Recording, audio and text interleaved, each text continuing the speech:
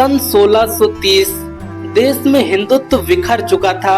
एक ऐसा समय आ गया था जब हिंदुओं को हिंदू नाम रखने तक की भी अनुमति नहीं थी। ऐसे में हिंदू साम्राज्य की स्थापना करने वाले एक महान सम्राट का जन्म हुआ, जिनका नाम था छत्रपति वीर शिवाजी महाराज। हिंदू हृदय सम्राट छत्रपति शिवाजी महाराज का जन्म 19 फरवरी 1630 को पुणे के पास स्थित शिवनेरी दुर्ग में हुआ। छत्रपति शिवाजी महाराज का पूरा नाम शिवाजी राजे भोसले था। महाराज के पिताजी का नाम शाहजी भोसले और माता का नाम जीजाबाई था। छत्रपति शिवाजी महाराज को उनकी प्राथमिक शिक्षा राजमाता जीजाबाई से प्राप्त हुई। माता जीजाबाई शिवाजी महाराज को रामायण और महाभारत का अध्ययन कराया करती थी। शिवाजी महाराज ने बचपन में ही राजनीति और युद्ध की शिक्षा हासिल कर ली थी। छत्रपति शिवाजी महाराज को दादाजी कोंडदेव ने घुड़सवारी, निशानेबाजी और तीरंदाजी की शिक्षा प्रदान की थी। संत तुकाराम शिवाजी महाराज के गुरु थे। शिवाजी महाराज का विवाह 14 मई 1640 को साईबाई निम्बालकर के साथ लाल महल पुणे में संपन्न हुआ। 1645 तक बीजापुर सल्तनत में आपसी संघर्ष प्रारंभ हो चुका था। इसके साथ ही साथ बीजापुर सल्तनत पर मुगलों का आक्रमण भी तेजी से जारी था। बीजापुर के सुल्तान आदिल शाह ने बहुत से किलों से अपनी सेना हटाकर उन किलों को स्थानीय शासकों को सौंप दिया। जब आदिल शाह बीमार पड़ा तब बीजापुर सल्तनत में अराजकता फैल गई।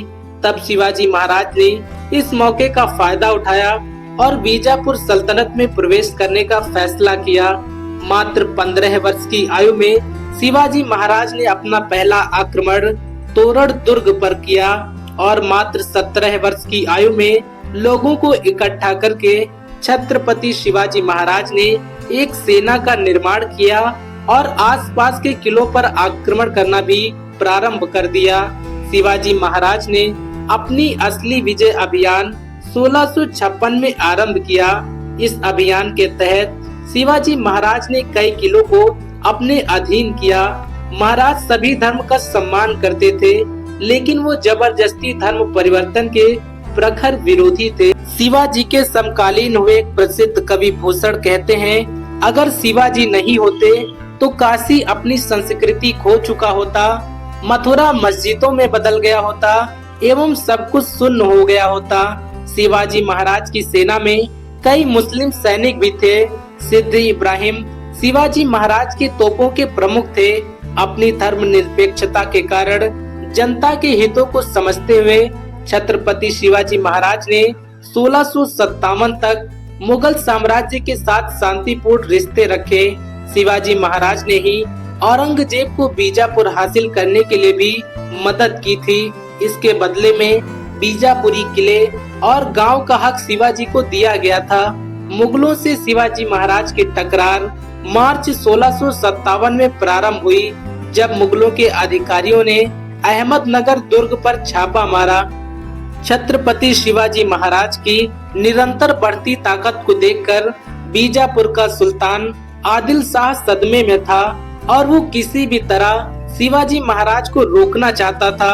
1659 में आदिल शाह ने अपने सबसे पुराने और सबसे अनुभवी सेनापति अफजल खान को शिवाजी को खत्म करने के इरादे से युद्ध करने के लिए भेजा। अफजल खान 1,20,000 सैनिकों के साथ आगे बढ़ा। अफजल खान ने अपने दूत कृष्णजी भास्कर को शिवाजी महाराज के पास संधि वार्ता के लिए भेजा। उसने शिवाजी महाराज के सामने प्रस्ताव रखा कि अगर वो बीजापुर की अधीनता स्वीकार कर ले तो सुल्तान उन्हें सभी क्षेत्रों का अधिकार दे देंगे जो शिवाजी के नियंत्रण में है। साथ ही साथ शिवाजी को बीजापुर के दरबार में एक सम्मानित पद भी प्राप्त होगा। शिवाजी महाराज ने शांति दूत बनकर आए कृष्णजी भास्कर को अपने ही दरबार में रख लिया। इसके बाद शिवाजी महाराज और अफजल खान की सेना के बीच प्रतापगढ़ किले पर 10 नवंबर 1659 को युद्ध हुआ। युद्ध में मिली हार के बाद अफजल खान ने अपने दुर्ग पर शिवाजी महाराज को शांति वार्ता के लिए बुलाया। शिवाजी महाराज को विश्वासघात का अंदेशा पहले ही था, इसीलिए शिवाजी महाराज पहले से ही पूरी तैयारी से गए थे। अफजल खान ने शिवाजी को गले लगाने के बहाने से पास बुलाया।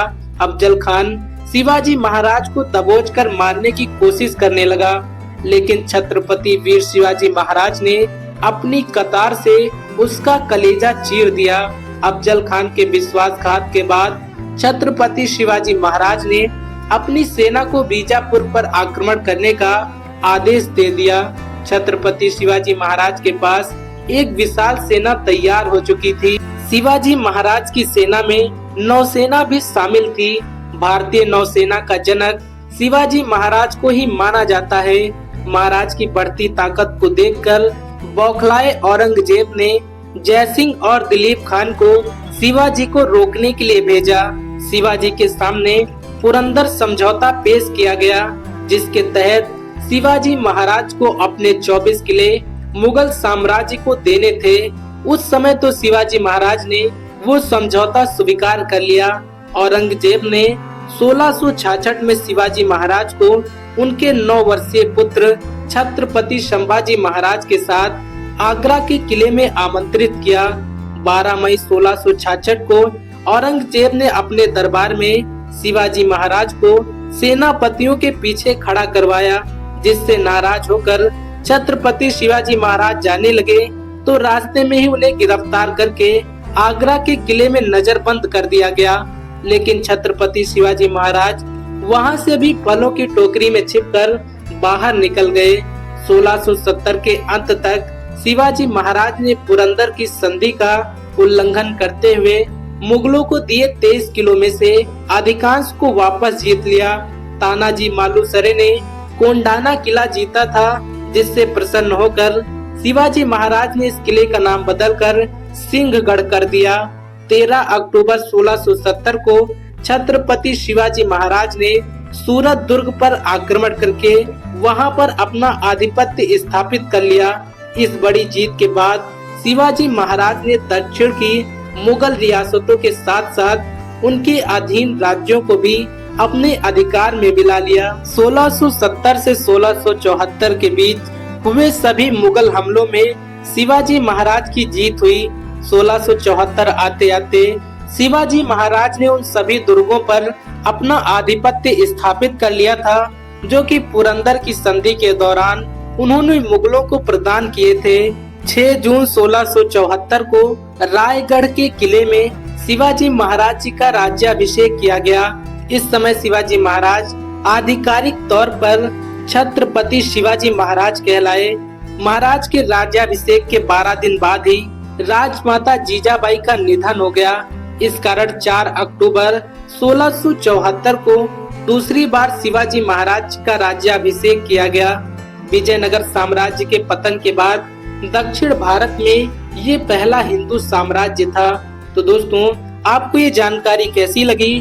कमेंट बॉक्स में हमें अपनी राय जरूर दें। कल फिर से मिलेंगे एक नई वीडियो के साथ। तब तक के लिए जय हिंद, जय भारत साथियों।